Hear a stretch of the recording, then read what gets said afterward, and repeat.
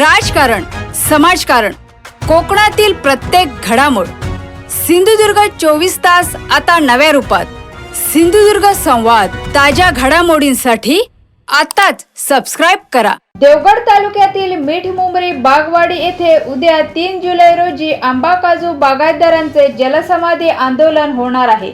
या आंदोलनाला तालुक्यातील जास्तीत जास्त आंबा काजू बागायतदारांनी उपस्थित राहून पाठिंबा द्यावा, असे आवाहन आंबा काजू बागायतदार संघटनेचे अध्यक्ष काका ढोके यांनी केले आहे. याचबरोबर आंदोलनाच्या पार्श्वभूमीवर पोलिसांकडून दडपशाही सुरू असल्याचा आरोपही त्यांनी केला. मात्र अशा कोणत्याही दबावाला बळी न पडता शेतकरी व बागायतदारांनी मोठ्या संख्येने आंदोलनात सहभागी व्हावे, असे आवाहन त्यांनी पुन्हा एकदा केले आहे. कालच आम्ही छोटी बाईट दिली होती. त्याच्यानंतर उद्याचं जे आंदोलन आहे 3 जुलैचं, त्याच्यासाठी आंबा व काजू बागायतदारांचं जे आंदोलन आहे त्याच्यासाठी जास्तीत जास्त शेतकरी आणि नागरिकांनी येण्यासाठी आम्ही आवाहन केलं होतं. आणि आम्ही या सर्व कार्यक्रम चालू असताना आम्हाला आज पोलिसांकडनं अशा पद्धतीची नोटीस, ही वारंवार आम्हाला नोटीस दिली गेली, पण ही दडपशाही पोलिसांची सुरुवात झालेली आहे. काही अजून शेतकऱ्यांना नोटीस दिली जातील, पण शेतकऱ्यांनी यासाठी घाबरू नये. तुमच्या न्याय हक्कासाठी आम्ही सदैव आंबा काजू बागायतदार संघटना तुमच्या पाठीशी ठामपणे उभी आहोत. त्यामुळे उद्या होणाऱ्या आंबा काजू बागायतदारांच्या संघटनेच्या आंदोलनाला मेळावा व जलसमाधी, त्याचबरोबर जो अणुऊर्जा प्रकल्प येत आहे त्या अणुऊर्जा प्रकल्पाला ठासून विरोध करण्यासाठी, कारण ही लोक वारंवार सांगतायत प्रकल्पाची जागा निश्चित झाली नाही. प्रकल्पाची जागा जर निश्चित झाली नसेल तर प्रकल्प येणार हे नक्की आहे. मग आमचं एवढंच म्हणणं आहे की तुम्ही चांगले प्रकल्प कोणतेही आणा, पण अणुऊर्जा प्रकल्प आम्हाला देवगडात नको आहे. गेली 6 महिने जे आम्ही आंदोलन करत होतो त्या आंदोलनामध्ये आम्हाला एक युवा आम्ही म्हणतो 92 वर्षाचा युवा आमच्या बरोबर वारंवार होते. त्याचं कारण असं, देवगडला मेळावा झाला, ओरसला मोर्चा झाले, नांदगावला रास्ता रोको आंदोलन झालं, वेंगुर्ल्याला एक मेळावा झाला, रत्नागिरीला एक मोठा आमचा मेळावा झाला. मुंबईपर्यंत जे 92 वर्षाचे युवा आमच्या बरोबर होते ते हे मालवणकर आजोबा, तुम्ही खरंच सर्व शेतकरी आणि नागरिकांनी यांच्या वयाचा आणि त्यांच्या म्हणजे आता त्यांची तब्येत ही जर बघितलीत तुम्ही तर स्वतः रिक्षा करून ओरस, वेंगुर्ला, रत्नागिरी किंवा मुंबईला जाताना ते ट्रॅव्हल्सने गेले. म्हणजे अशा सर्व ठिकाणी हे युवा आमच्या पाठीशी उभे होते आणि हे युवा उद्याच्या आंदोलनाला सुद्धा येणार आहेत. कारण आज सकाळीच फोन करून आम्हाला सांगितलं, अरे आंदोलनाचा टाइम किती आहे, कुठे जायचंय. तो म्हटलं काका तुम्ही येऊ नका, खूप वाळूवरती यावं लागेल. नाही बोलतो मी येणार. यांचा एक आदर्श घ्या की त्यांना किती म्हणजे अजून त्यांना 100 वर्ष आयुष्य मिळू, त्याबद्दल काही नाही, पण ते कशासाठी, त्यांचा उद्देश एकच आहे, मी जरी गेलो तरी माझी पुढची पिढी आहे. यासाठी ते आज ठामपणे आंबा काजू बागायतदारांच्या पाठीशी जसे उभे आहेत. आणि आता तो अणुऊर्जा प्रकल्प आहे, या दोन्ही विषयासाठी हे जर येत असतील तर प्रत्येक व्यक्तीने हा विचार करायला पाहिजे की आज माझं काय देणं लागतं देवगड तालुक्यासाठी. मी हक्काने सांगतो, मी देवगड तालुक्यातील आहे. आमच्या इकडे आंबा पिकतो, काजू होते, पर्यटन आहे आमचं. आणि आम्ही पण या सरकारला हेच सांगतो, पर्यटनासाठी कुठलेही प्रोजेक्ट आणा, काही आमचा विरोध नाही त्याला.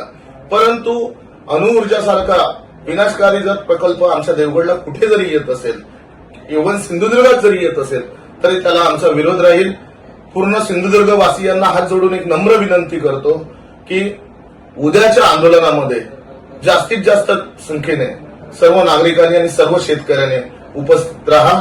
पोलिसांच्या दंडुकेशाहीला आम्ही घाबरत नाही. ही जी नोटीस दिली आहे ही अजून काही शेतकऱ्यांना दिली जातील, परंतु शेतकऱ्यांनी या नोटिसांचा न विचार करता उद्याच्या आंदोलनाला या. धन्यवाद. सगळ्या जनतेला, देवगड वासियांना, सिंधुदुर्ग वासियांना, कोकण वासियांना कळकळीची विनंती करतो. गेले कित्येक दिवस कोकणातला आंबा काजू बागायतदार असो, शेतकरी असो, फळबागायती शेती करणारा असो, मच्छीमार बांधव असो, हा संकटात असताना हे सरकार कुठेच गांभीर्याने या सगळ्या शेतकऱ्यांकडे, या नागरिकांकडे, मतदारांकडे ढुंकूनही बघत नाही. आणि अशातच आंदोलन करत असताना वारंवार आपण बघू शकत असाल की आंबा बागायतदारांच्या आंदोलनाच्या प्रत्येक आंदोलनाच्या वेळी आमच्यावर गुन्हे दाखल झाले. आम्हाला वेगवेगळ्या प्रकारच्या नोटिसा काढून आम्हाला आंदोलन दडपण्याचा प्रयत्न या शासनाने, या सरकारने केलेला आहे. आजच आमच्या अध्यक्षांनी सांगितलं की आम्हा सगळ्या कार्यकर्त्यांना या ठिकाणी नोटीस आलेल्या आहेत, पण असल्या नोटिसांना आता आम्ही भीक घालणार नाही आणि घाबरणार देखील नाही. उद्याच्या जर आंदोलनाचा योग्य तो निर्णय त्या ठिकाणी येऊन सरकारी अधिकाऱ्यांनी किंवा संबंधित सरकारने आमच्याशी संवाद साधला नाही तर उद्याचं आंदोलन जास्तीत जास्त तीव्र करण्याचा निर्णय हा आमच्या संघटनेचा आणि देवगडवासियांचा झालेला आहे. आपण आंदोलन चिघळण्यासाठी किंवा आंदोलनाची दिशाभूल करण्यासाठी देवगड तालुक्यात बघितलं असाल की अनेक प्रकारचे समर्थनाचे बॅनर या ठिकाणी लावण्यात आले. हे बॅनर लावून आपण काय साध्य केला? आपण म्हणताय की देवगड तालुक्यात प्रस्तावित प्रकल्प येईल पण त्याची जागा निश्चित झालेली नाही. जागा निश्चित करू नकाच. देवगडात तर नकोच, अखंड कोकणात हा प्रकल्प नको. रत्नागिरीतल्या प्रकल्पालाही आमचा ठाम विरोध आहे. उद्या रत्नागिरी बारसू सारख्या ठिकाणी जर हा प्रकल्प झाला तरी त्याची झळ ही आमच्या देवगड तालुक्यातल्या शेतकऱ्यांना बसणार आहे. तुम्ही जे बॅनर लावलात ते बॅनरमध्ये तुम्ही स्पष्ट उल्लेख केलाय कंपन्यांबरोबर करार झालाय परंतु जागा निश्चित नाही. असले बॅनर लावण्यापेक्षा माझं सरळ सरळ या ठिकाणी आव्हान आहे, एकतर त्या बॅनरवर तुम्ही तुमचं नाव टाकून हिंमत करा बॅनर लावायची. जर तुम्हाला बॅनरच लावायचा होता तर जो बॅनर ज्या व्यक्तीने लावले त्या व्यक्तीने खाली त्याचं नाव टाकलं पाहिजे होतं, म्हणजे तुम्हाला जनतेच्या मनातला उद्रेक कळला असता, लोक तुमच्या घरीपर्यंत पोहोचले असते.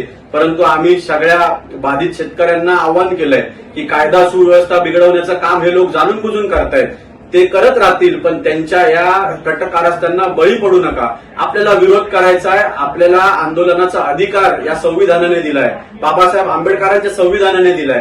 त्या संविधानाचा कुठेतरी गैरवापर करून हे सरकार आमच्यावर हा प्रकल्प लादण्याचा प्रयत्न करत आहे आणि हा प्रकल्प होऊ देणार नाही ही ठाम देवगडवासियांची भूमिका आहे. अरे तुम्ही तो जी आर रद्द करा ना.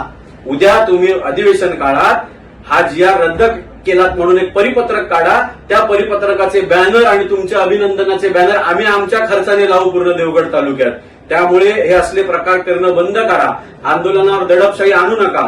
आणि माझी देवगड तालुक्यातील नव्हे तर अख्ख्या सिंधुदुर्ग कोकण किनारपट्टीच्या सगळ्या शेतकरी बांधवांना विनंती आहे की उद्याची ही आपल्या अस्तित्वाची शेवटची लढाई आहे. मोठ्या ताकदीनं या आंदोलनात उपस्थित राहा आणि सहकार्य करा आणि आपलं कोकण वाचवा. सिंधुदुर्ग 24 तास आता नव्या रूपात. सिंधुदुर्ग संवाद ताज्या घडामोडींसाठी आताच सबस्क्राईब करा.